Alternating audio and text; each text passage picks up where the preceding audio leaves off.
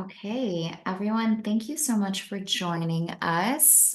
Welcome to another episode of Ecom Masters. Today we have Chad Rubin, who is the Ecom OG, in case you aren't aware. I just saw his latest LinkedIn post, and I love that moniker. So if you're not familiar with Chad, I can't imagine how that's possible, but he is the founder and CEO of Prophecy. Additionally, he founded Think Crucial, which is a great platform for finding replacement parts for your home, things that might be hard to source. He also co-founded Scubana Hello, a forecasting software for inventory planning. And he is the co-founder of The Prosper Show, which I'm not sure if anyone has ever, if this is the typical way of presenting it, but it is probably the largest Amazon e-commerce conference in the world, I think, probably for Amazon sellers. So Chad has done quite a few things, not to mention he also is the author of an Amazon bestseller, Cheaper, Easier, and Direct, and a dad and hubby. Anything I missed there, Chad? No, that was a beautiful intro. Thanks for sharing that. Yeah, absolutely. And of course, we have Nachman Leeser, who is the CEO and founder of Connect Books. He is also the founder and CEO of Bottom Line Management, which is a bookkeeping company. And Nachman isn't afraid of complicated things. Let's just put it that way. He decided, bookkeeping and accounting wasn't challenging enough. He was going to do it for e-commerce, which we know is one of the most complex sectors to do bookkeeping for. And then he decided to scale what he does with Connect Books. So Nachman isn't afraid of complexities. He's also a dad of 5 children, so he's definitely not afraid of complexities. Anything I left out, Nachman? No, you got it all. I got it. Okay, I'm glad to hear. And I'm Tamar Yaniv. I am the CMO at Connect Books. And today we are going to talk about the pricing superpower that you might be missing. A lot of people neglect price. Chad and Nachman have stories of trying to make people understand how important this lever is for their business. And we're going to dig into the details of that today. So we'll start there. Now, Chad, I want to start with asking you a little bit about how much you think the Amazon algorithm is impacted by the way people change their price or how they change their price from what you've seen. Yeah, so it's massive. Obviously, Amazon wants the lowest price out there. And so the way that we started Prophecy is only for private label brands. 70% of Amazon currently is private label. And so there's a lot of repricers out there that try to win the buy box. Prophecy only focuses on winning the search engine ranking page, and making sure you're top of search. So the most important thing to Prophecy is how do we make sure you're maximizing profit without affecting your discoverability on the platform? And that's really how we started building Prophecy. So we want to make more money. We want to essentially arbitrage the profit gap that exists and the money you're leaving on the table, but we're not willing to trade off organic positioning. So it's actually an art and a science. It's an art and a science around doing those things simultaneously.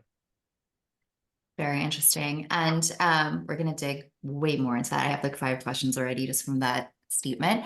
But Nachman, can you tell me a little bit about if you have, obviously, pricing is something in business that you need to consider with your positioning, like standard, basic, foundational thing, no matter whether you're selling socks or on the street corner or whether you're on a marketplace like Amazon. But Nachman, do you have a story or an experience when it really became clear to you specifically on Amazon how important pricing was when dealing with your clients? Sure. Pricing is something that's very, very important. And, I had a little chat with Chad the other day, and I told him it's like, I feel like what he's done is a genius move because it's something that's constantly overlooked by most people. People like everybody's focusing on PPC, everybody's focusing on this, everybody's focusing on that. But price is one of the things that are overlooked, overlooked like by a lot, and there's a lot of different aspects that we have seen, but one of the best stories we actually had with Connect Books was that we had a customer that their business wasn't doing well, and it went by like a couple of months. They had like a certain, the way they identified it is, since they didn't have a proper set of books, they identified it based on what was in the bank. So they had in the bank like a $500,000, and the kind of bank started dwindling, and when the bank hit 300, they hit the panic button, they lost it. So they actually came to Connect Books to set everything up. And once they set everything up, they saw that they're losing a lot of money on their products. So the only option was, in order to survive, was actually to increase the price. But they were always scared to increase the price because of the competitor. But once they saw black and white that they're losing money on, so there was no other option left on the table besides the increased price, and they actually turned it a very profitable business, and they were able to grow back up. So a lot of times I say people are very scared to touch the price. It's something a scary thing to do, but sometimes there's no other option, and that's really when you realize, how important it is. Super interesting. We'll dive a little bit more into the fear factor as we continue. But Chad, you've done so many different ventures in this ecosystem. What was it about this specifically that just drew you in? Yeah. Well, after I sold Stubana in April 21, I was staring at a tree and I started working on my own e-commerce business. And my e-commerce business has deteriorated substantially. Much like many people in 2021, 2022, things just aren't the same. And so I've tried every lever, right? All the gurus on Amazon talk about listing optimization. They talk about finding the right ad agency, and nobody is talking about price. And price is the single biggest lever that all flows down to the bottom line. So I started experimenting with my own pricing on my e-commerce business and started seeing the fruits of changing and exploring and discovering and seeing, hey, if I'm trying to achieve this objective, what if I make this small change? What are all the impacts that happen when I make these small changes? And I started seeing that my net profit started increasing substantially over time. And my BSR wasn't changing, right? And I think that's hitting the fear factor, is that the only way to understand changes on Amazon is actually by making those changes and not just listening to what hearsay is around, oh, you should never change price on Amazon, because that leads to bad outcomes. Yeah. Most people on Amazon just copy a competitor's price. They copied another competitor's price, and they go slightly lower maybe to remain competitive. But the biggest secret is that those competitors that they're copying are broke. So why on earth would you copy them? And I Yeah. don't know, I'm getting some. No, I loved it. There was like a lot of emphasis with your I love fireworks. It's like, yes, whatever he said, I'm doing it. There's a few questions in the chat. I just want to tell everyone at the end we'll have time for Q&A, no stress. So just stick around and we can get to your questions specifically. We just talked a lot about fear factor. And thank you for the personal touch also, Chad, and sharing that is something to overcome. Nachman, I want to start with you because when we first talked about this, you first said all the things that you have to do to convince a client to change their price. Like you have to come armed and prepared. Can you share with me a little bit about what that experience was like for you? Sure. So one of the features called the comparison reports. And the reason why I like a lot about the comparison reports is there's two factors. Number one, we actually didn't build it. We were working with our big clients, like 70, $80 million sellers, and they actually requested this feature, and they're like, this is something crucial that we need. And they explained it to us how they analyze it, and that's how we built it. So it's something that if you look on ConnectBooks, it's something that you're getting what 70 to $80 million sales built and what they use on a day-to-day basis. But what's also very important about it is I always say to everybody, and this is like a general accounting knowledge, which I have confronted a lot of people. I told somebody once, you made, let's say last year, $200,000 in profit. Maybe you could have made 400. And the answer is they don't know. And the reason why they don't know is you want to always take your numbers and you want to benchmark it against what you have. So I always say you don't know what good is until you see what bad is. So if you look over your monthly financials month over month, what you want to see is you want to pick out a good month. You want to see, okay, which month did I do well? And then you want to take that month and use it like as a metaphor to constantly benchmark against that month and try to keep that going. And that's how you can make sure that every month you're maximizing your profits. So one of the things we actually have done is on the comparison reports is we have the ability to really give you side by side every single. You can see your sales, all the fees, the profitability, the ad spend, conversions. You get to see the buyback sessions, all that. Plus, you also get to see at what price the product sold, because a lot of times moving that up, moving that down makes a huge impact on your bottom line.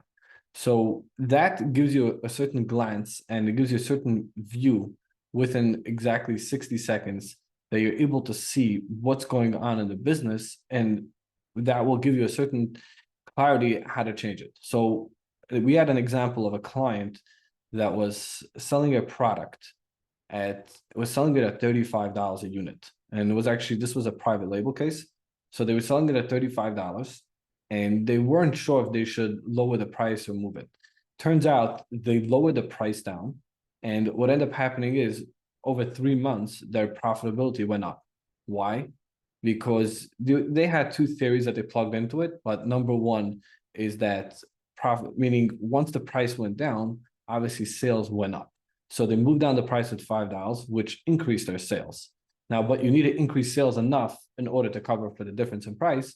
But then they had another thing is that certain advertising fees went down, other fees went down, and they were actually able to see that when they run the product at a $30 price range instead of a 35, they're actually making more profit. And that was something very hard for them to figure out because they really need to pull all the numbers side by side, exactly see everything. And there we were able to show them, how it works. So you're constantly going to be doing changes and you're constantly going to be, either moving up your ad spend, moving down your ad spend. You want to move up the price, move down the price. And you want to find what we say the sweet spot and where you want to try to keep those products. And that's where, working on the comparison reports, that gives you a certain view that you can actually see, wow, this is really doing where I want to get to. And I'm really on track to hit my profitability goal for end of year. So that's an amazing tool. I think that helps clarify immediately. So I guess instead of having to convince people old school the way you used to, that's a great new tool that you have. Chad, so you do a lot of work just helping people understand the power of price change. But on the other side, like what are some of the risks that people need to mitigate with changing the price? Like not everyone should go in and just willy-nilly change everything. What are the risks? Well, let's see. So when you come to Prophecy, you give us your min price, your max price, and your landed cost. Now, you set up the objective. So do you want to maximize your ranking position? Again, we only work with private label sellers. So I think there was a comment in the chat around competing for the buy box. Like we don't help resellers compete for the buy box, right? We only help private label sellers who are the only people that own the buy box, period. So so back to your question around risks, right? So you give us the guardrails. You say, hey, here's our min price, here's our max price, and those are the bounds that we never violate. You give us your landed costs. Now, the next step is my objective. Do I want to maximize revenue? Do I want to maximize my unit velocity? Do I want to maximize my profit without sacrificing my ranking position on Amazon? We do all of that. But then there's these what I call power ups. So you can decide, do I want to take on risk or not? Am I risk loving? Am I risk neutral? Or am I risk averse? Do I not want to take on any risk, right? So that decides the price incremental changes that happen for exploration. So for example, one risk could be, well, I am concerned that I have channel conflict and then Amazon shops my other products across other channels. So in that case, if you're selling on Walmart or Target or Walmart's price becomes your max price, and then you can really just explore down from there. Right, that could be or maybe Amazon doesn't scrape your other products across other channels at all. Another challenge should be around price suppression or buy box suppression, right? So essentially, Amazon doesn't like a price change that it sees, and then you're suppressing. Luckily, Prophecy has technology that we built that automatically resets back to the original price to unlock that buy box again. But now you understand what the threshold is. Most people don't even know what their suppression threshold is on Amazon. And we gather that and we do it really, really quickly. So hopefully that answers some of your questions. Yeah, no, that was super helpful. I didn't know a lot of those things also. So Nachman, you touched on pricing sweet spot. Tell me a little bit more about that. You shared about the comparison reports, but what are some other things that people can do when using the comparison reports or whatever tools that they have available to try to find those pricing sweet spots other than using Prophecy, which obviously is a great tool? Right. So finding the sweet spot, varies. I would say like usually 3 different factors is what you want to get in. And I mean, these are things that, like even with Prophecy with Chad also like puts these stuff in place and, things that they talk about is the first thing you want to make sure, obviously you have the right price. Meaning if you're, it's supply and demand, You want to make sure that you're pricing your stuff accordingly. The other thing is you also want to make sure that you have your proper ad spend.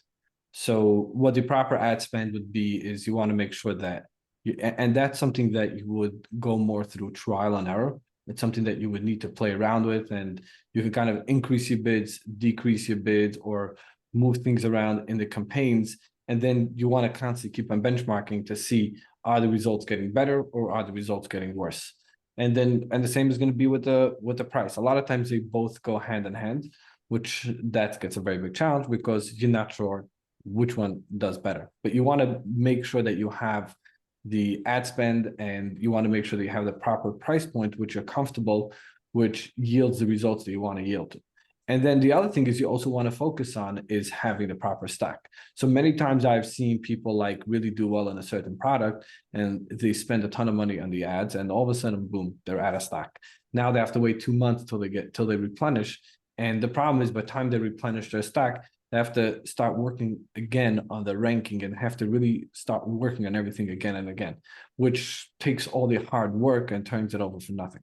So you want to make sure that you have the proper stack. Now, when you have a good inventory software and you have like good oversight of what the stock should be, it's easier. But always tell people in general, like a good metric would be to, like, if you're importing from overseas and you want to know what your production time is. So let's say production time is 2 to 4 weeks, and then to bring it in is another 4 weeks. So you want to look usually probably like around at a 3-month stack. Usually most companies don't want to keep more than 3 months on hand. With a 3-month stack on hand, what you also want to do is you want to make sure that you turn over your inventory fast enough. So you don't want to like overstack, you don't want to understack, and you want to find that sweet spot. And I will tell you the easiest way for you to understand if your turnover is doing well from a whole, like if you want to just look at your business as a whole, is look what was your cost of goods sold for the last 3 months, and then look how much inventory it is. So for example, if your cost of goods sold for the last 3 months is $1 million, your inventory shouldn't be more than $1 million. You shouldn't be carrying more than that. And you should also always make sure the inventory level never goes up. So that's like a very quick and easy metric to put into place to really understand. Now, obviously, you want to get into nitty gritty and you want to go down to every single product, because sometimes that you can have certain products that are really not moving and you want to just try to liquidate it and you want to try to get rid of those products. But if you have never like really looked on your inventory to know if it's a healthy inventory or not, your first metric to be, do you have more inventory based on your cost, not your sales, your cost of goods sold in the last 3 months?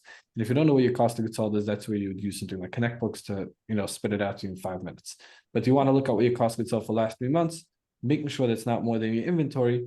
And then later on you probably want to get more into the nitty gritty. So if you get your inventory quantity right to the point that you need it, where you spin it over fast enough and you're not sitting too long on it, and you get your ads into the proper place, plus you also get your pricing in there, then you'll just be moving fast. I did Chad, want to can I comment on add the in? inventory. Yeah, I just Yeah. want to comment on the inventory thing. Just like we've baked in inventory into our model. And so, for example, when customers are low on stock and they want to gain extra margin, our model will automatically start to incrementally push up price. Oh, so smart. It's pretty cool. So, and on Yeah. top of that, with all these fees that are happening, for example, long-term storage fees, it's the reverse, right? So as you're getting long-term storage fees, to offset that, we'll start lowering price to offset the long-term storage fees to get those out of the Amazon FC. Wow, super interesting. I would just add on one thing about talking already about the turnover rate. I would say, and Chad, you probably agree with me on this part, is that probably the most important report in an Amazon business at this point is the inventory age. Like, and a lot of companies don't have the proper inventory softwares that can do that. Very few of them have the ability to pull an age. But because I've seen many sellers sitting with $5-7 million worth of inventory, and I'm like, so how old are these stuff? Oh, we don't know. So like, if I would know that 20% of it is sitting more than a year, then I would discount the inventory with 20%. Yeah. Well, so here's the thing: is that if you're, say, sitting on inventory that is dead, or is not selling through, you set that objective up in prophecy. So if you just want to actually maximize liquidation and unload those units, right, the objective is to move sales velocity, not caring for profit on those items. So you can set up those custom configurations in our product and it'll automatically do that. I also want to say there's some fire questions in the Q&A that I think we should get to too. I see Melissa Davis is pretty active and I want to make sure we're getting to those and I want them to keep coming. Absolutely. We just have one more, then we'll jump to the Q&A. So Chad, just talk to me about price and demand. Like how do I calibrate? How do I figure that out? What's the connection? So there's an inverse relationship to price and demand. Econ 101, price goes up, demand goes down. Price goes down, demand goes up.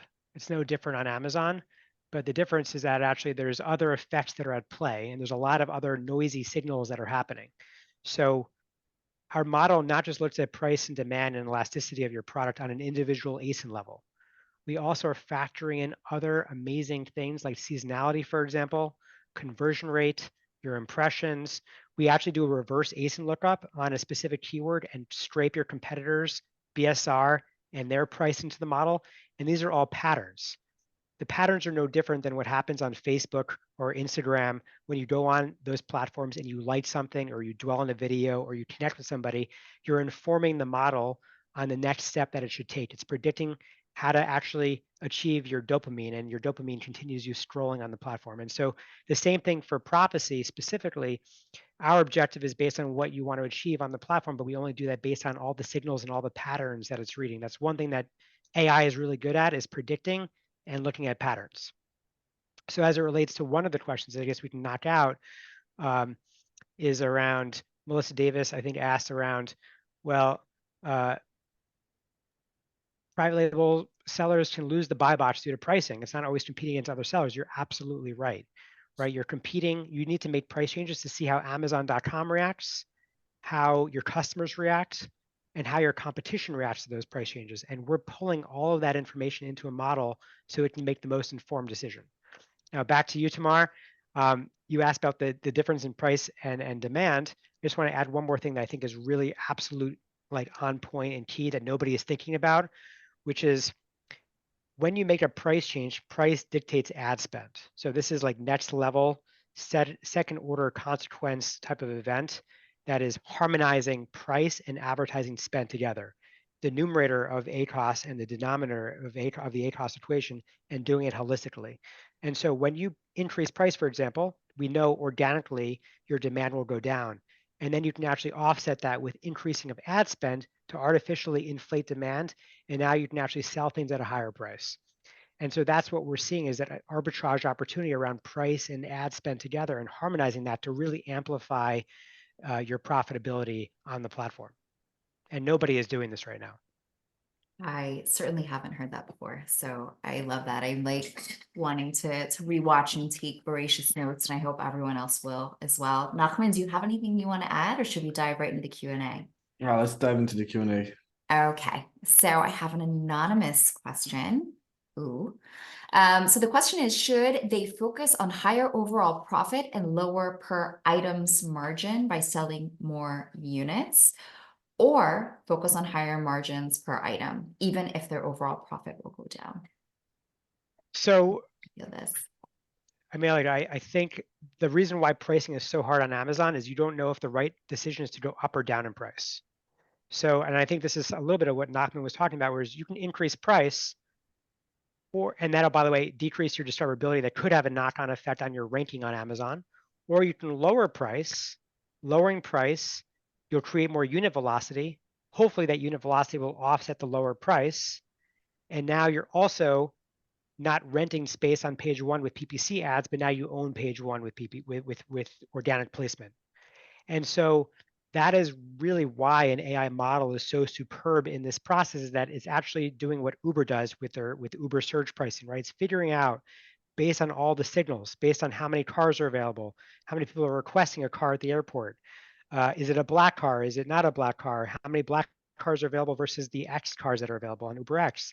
And so it's taking all these data points and making the optimal decision that'll actually enhance the objective that you want to achieve. So there's no simple answer of like, is it better a decision to go up or down?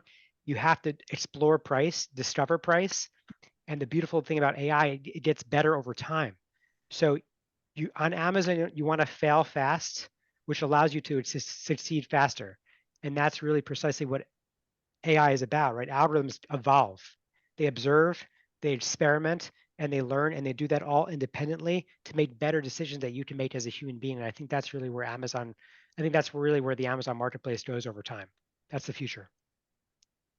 Wow.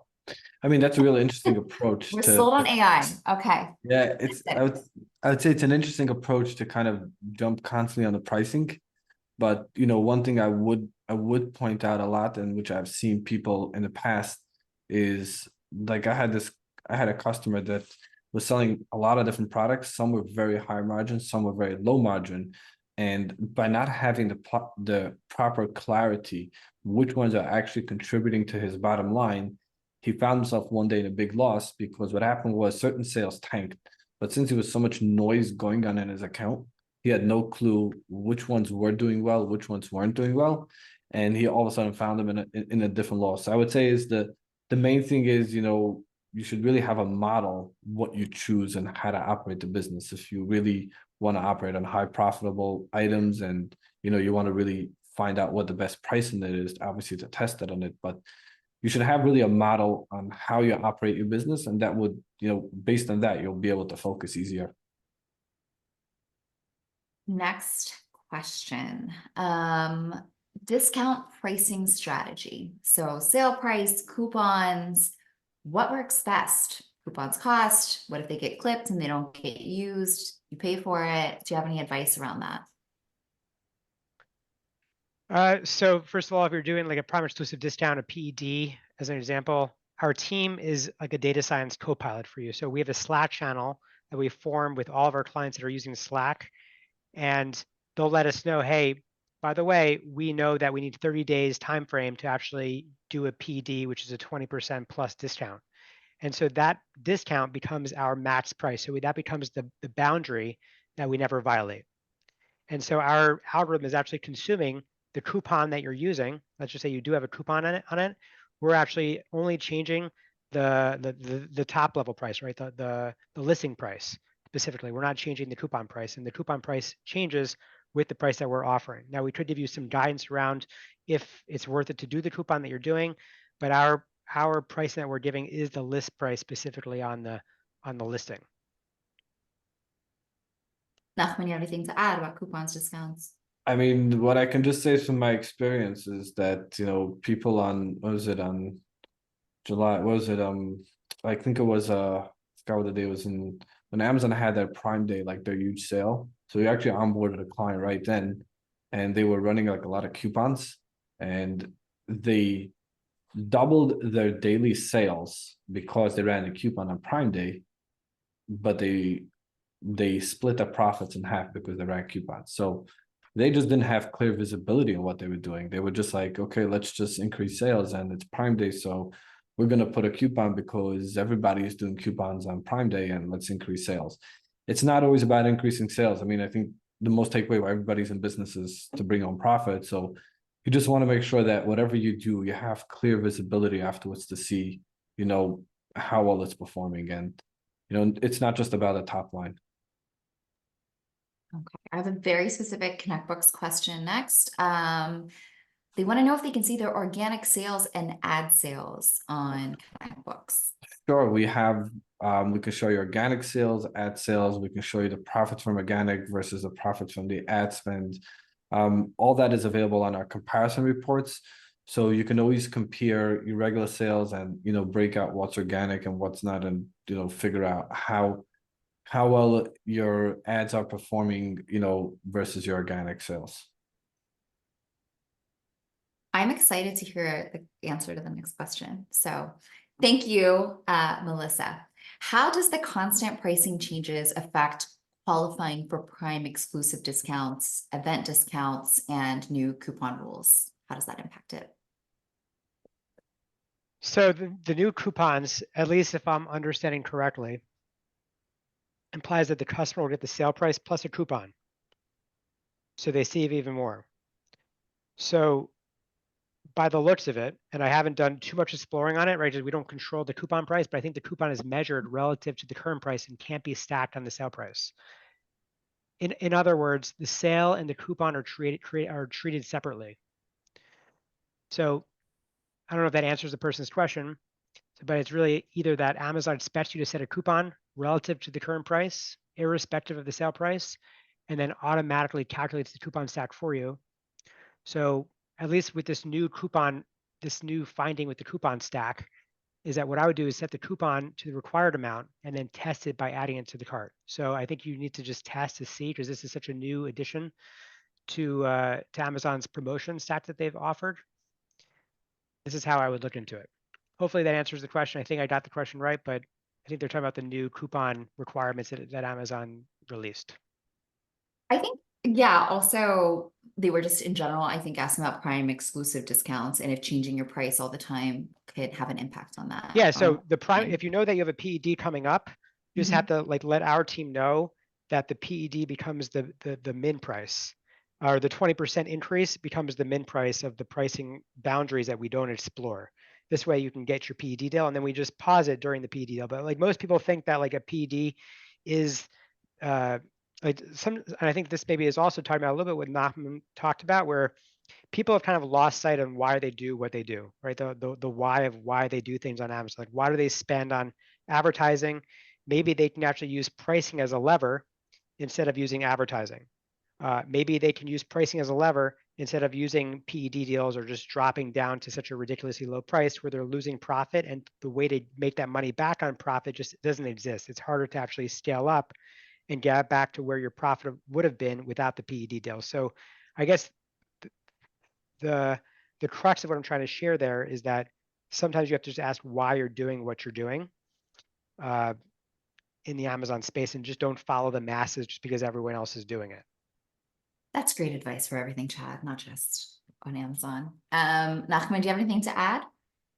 This is Chad's field. This is his specialty. I'm learning so much. It's very interesting. We're so happy you could join us. Okay, I have another question. It's about Amazon price scrubbing. Any thoughts on Shopify pricing in relation to Amazon, like how you position that? Or do you use some rails that you mentioned about Walmart being more like your map pricing? All right, so I'm going to bring it down just to Shopify Amazon for now, which is, so every single week we know where pricing is going before it happens. And so if you're in Slack with us, our team can be giving you a spreadsheet of where the price is going, so you can update Shopify accordingly, and we can put it in the Shopify spreadsheet format that you want it in. But that's how we approach multi-channel. Now, Amazon doesn't scrape every channel for pricing and price parity issues, but when it does, or if you feel like there could be a challenge with that, we can give you where pricing is going, and you can just upload that into Shopify.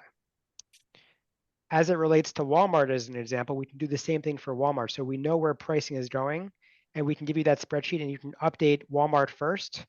And then essentially when you update it to Amazon, Amazon can be looking around and see that there's no other alternative pricing that's competing or not in line with where the price parity, it doesn't violate Amazon's price parity rules. Got it. Oh, we have another one. Anything you want to add there, Nachman? This is really on Chad's side, these pricing rules. Accountants are only after the fact. We're not before. I thought I really, but I had to position you too, and just how the solutions that you've built and how you address the market. Nachman is just the principled, sober-minded, honest. This is what you need to do with innovation built in there as well. And Chad, he can sniff out the BS and really kind of be the source of truth with the innovation as well, and to innovate very, very honestly. And I found this such an interesting mix between the two of you. It's been so wonderful. We have time for one more question. I think this is about prophecy, so we'll let it go there. Do you have a dynamic feed with your tool?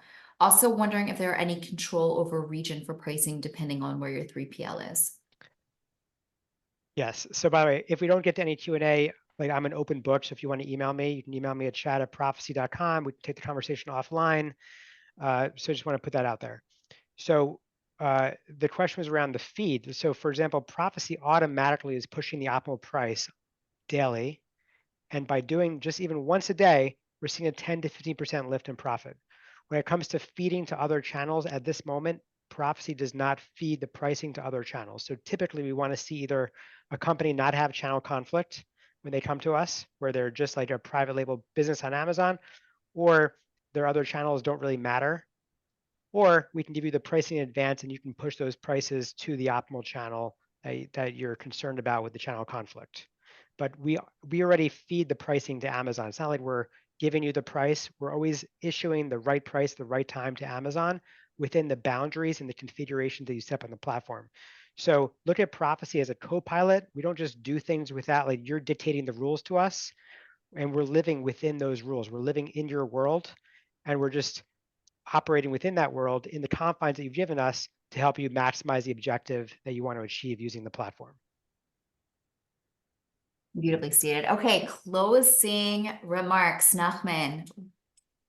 What do you have to say to So everyone? First of all, thank you everyone for joining. But Nachman, what's your closing takeaway for everybody? I would say, I mean, it's an amazing, amazing webinar. And I mean, I've learned a lot of stuff from Chad and, stuff that mentioned, I would say differentiate Chad is more like getting the innovation done and, like figuring things out, how to sell it. Then we're usually more like after the fact to tell you how things performed and how things are, moving, how things are moving in your business. And what I would say is, the most thing is, and especially in a world like today, where profit is really everything. The companies, and what I actually have seen an interesting thing, the companies that were doing well, even before COVID and like for the last 3-4 years, are actually still doing well this year. The companies that weren't never, most of the solid companies are still doing well. That's what I have seen from the customers I work with. And I would primarily say the reason why they're doing well is they're on top of their numbers. So if you're on top of your numbers, you know your numbers in the back of your mind, and anytime you see something moving not in the right direction, you're automatically able to pull your levers, take what needs to be done, and catch the problem. You'll definitely be seeing it. And I've seen companies like not knowing the numbers and going down the drain. I just recently had one customer, was like a $15 million seller, used to profit every like around $1.5 million, used to bring home net profit $1.5 million. For the last 2 years, whatever the reason was, they didn't have proper books, no oversight. Of course, year end is no profit. Why? Because nobody was on top of everything. Nobody knew. You didn't have things down to the bottom. And a lot of it has to do with having proper inventory in stock, having the proper price, having the proper stuff. So by being fully set up, having things in the proper place, which gives you visibility and that lets you make clear decisions, that's going to be the key to really like have a good, healthy business. Love it. Chad, your closing remarks? Closing remarks. I mean, I think the one thing that Nachman and I have in common here is profit, right? Profit is the heartbeat of your company. It's not the one thing, actually, it's actually the only thing that really matters at the end of the day, right? And when you look at all these companies that are going bankrupt or companies that are going out of business, they're all doing it for the same reason. They're going broke and they're running out of money. So I think the one thing you're going to get out of today's webinar is profit, right? You're essentially learning from two people who have the same intention, and that is to how do we make more money for you? How do we look at what's happening in your business? How do we take those errors and make them learnings for you? And I just appreciate you guys hosting me and being so honest and sharing your truths on this call with everyone else and really working hard to make the community better. Thank you, Chad. And thank you everyone for joining us. I saw people trickle in and trickle out. The good news is this webinar is being recorded and we will be sharing with everyone who attended and even those who weren't able to make it after we wrap up. Also, to remind you, there will be one lucky attendee who will receive a free bookkeeping session with someone from Nachman's team. So fingers crossed, good luck. Thank you so much for joining us, and we'll see you on the next episode of Ecom Masters. Have a good one. Thank you. Thanks, guys. Bye-bye.